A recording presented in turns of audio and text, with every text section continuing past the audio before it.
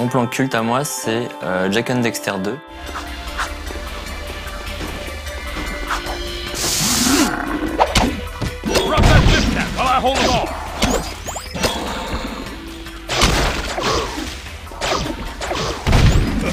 Donc c'est un jeu d'action-aventure fait par Naughty Dog.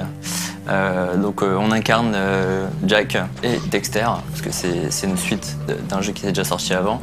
C'est un personnage dans le 2 où on fait des expériences sur lui et du coup il va être amené à changer, à acquérir des pouvoirs.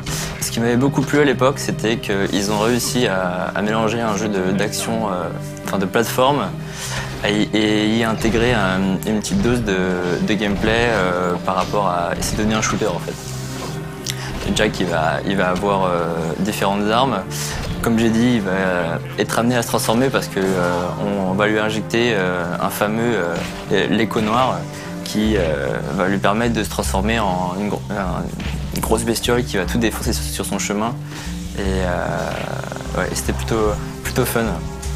Ce qui était vraiment cool aussi à l'époque, c'est qu'ils ont réussi à intégrer une sorte d'open world où on pouvait se balader un peu comme dans un GTA, on pouvait prendre des véhicules, prendre des motos, c'était vraiment intéressant. Peut-être ce qui m'a fait accrocher aussi à l'époque, c'est que c'était encore l'époque où les jeux étaient quand même super durs. Et c'est vrai que je me rappelle avoir rebuté sur des missions où je les ai refait des dizaines de fois parce que c'était vraiment super compliqué.